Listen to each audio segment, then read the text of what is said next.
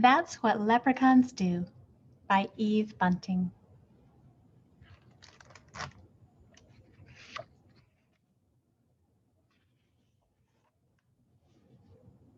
The three leprechauns sat under the chestnut tree. Art looked up at the cloud-filled sky. "It's coming," he said, "and there's work to be done." Boo and Call put on their red shoes and their caps and strapped their packs to their backs.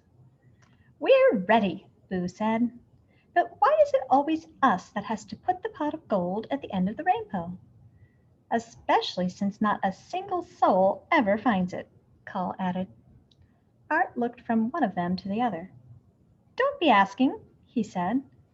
"It's leprechaun duty, so it is. And fellows, remember, it's coming, so there'll be no time for mischief along the way."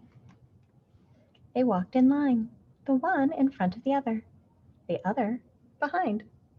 "No mischief along the way," they chanted.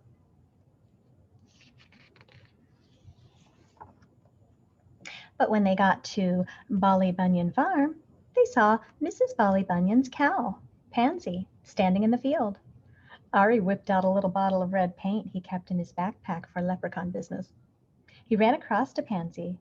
"Stand still, my lovely," he told her, and he painted her hooves scarlet red.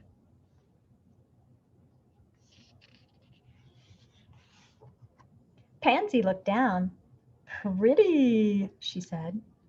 "Imagine Mrs. Bolly Bunyan's face when she comes to milk you," Ari shouted. He and Boo and Call rolled over and over in the grass, laughing. "She'll think I've been to a dance." Pansy did a couple of small hoppin' steps to demonstrate. The leprechauns clapped and whistled. "We'd be delighted to join you in a waltz or two," Ari exclaimed, "but we're in a desperate hurry." "I thought there was to be no mischief along the way," Boo reminded him.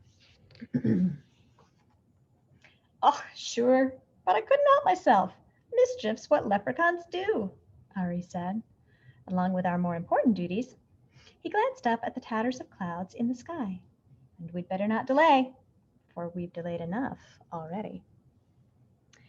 But as they were passing old Jamie Bradley's house, they saw Jamie's gray woolen long johns spread out to dry on his hawthorn hedge.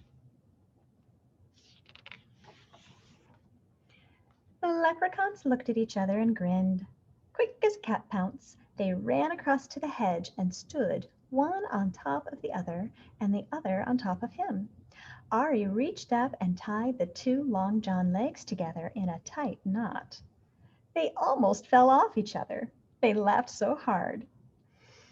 "It would be great all together to stay and watch old Jamie try putting his legs into those," Boo said. "But it will be a month of Sundays before they're dry, and we've no time to waste."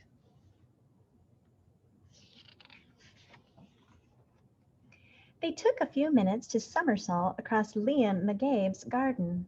There was a yellow tennis ball in the middle of the road, and they rolled it along with them as they went.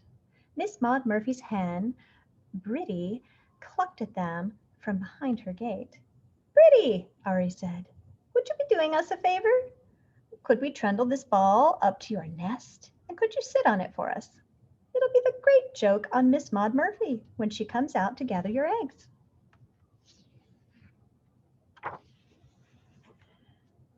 Briddy put her head to one side. "It's not going to be easy sitting on that.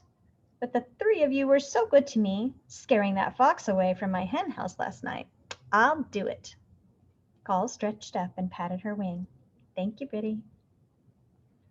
They squeezed themselves through the gate and tumbled the ball with them. Then they heaved it up and into Briddy's nest. She gave a trial sit on it. "I'll be sore underneath myself for a week," she grumbled. "But the thought of Miss Maud Murphy's face when she sees I've laid a yellow ball will be worth it."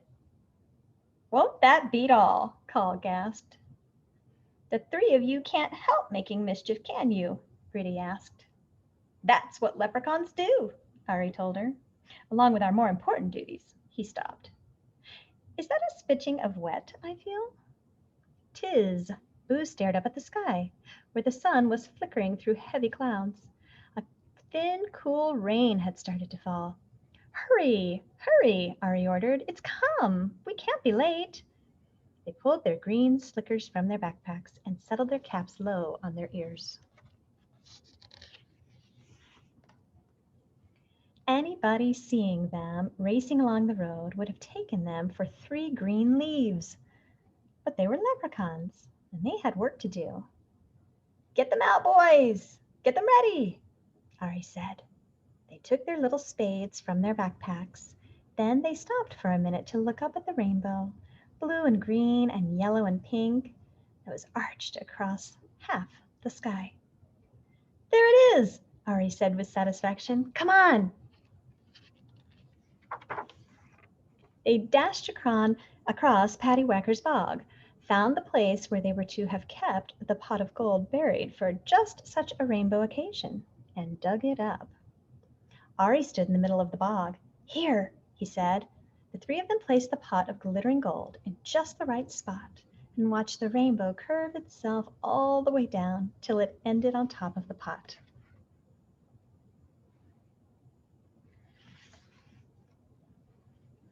The leprechauns settled themselves to wait. They tootled some grassy stalk music, threw raindrops at each other, and ate the rose hips they'd brought for snacks. They waited long, but nobody came. Once again, nobody came. You'd think somebody would find it, Call complained. Somebody will, someday, Ari said. Maybe we should put up a sign, Boo suggested. Pot of gold, this way. No, no, Ari said. That's not how it's done. There's a bit of magic to the finding, and a bit of luck, and a bit of imagination, too. That gold's waiting for just the right person.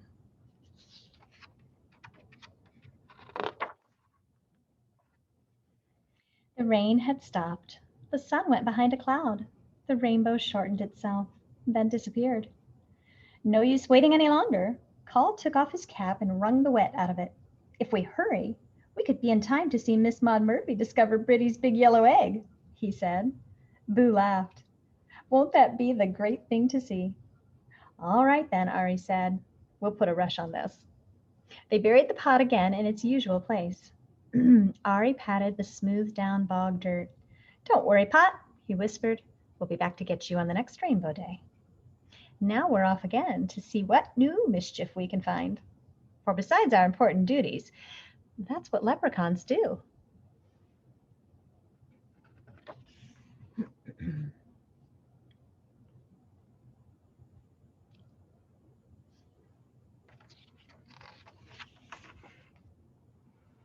About leprechauns.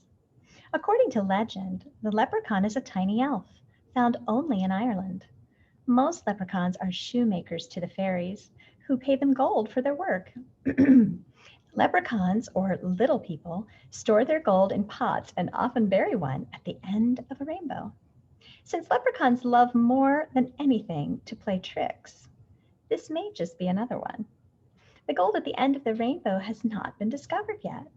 But if you find a leprechaun and pick him up, he must tell you where his gold is hidden. That is leprechaun law. So look for leprechauns in Ireland near clear springs of water, or close to large rock formations, or at the end of a rainbow. Listen for the sound of tiny hammers tapping, or elfin pipes piping, as small voices sing a fairy song. And maybe, just maybe, you will find the leprechaun's pot of gold.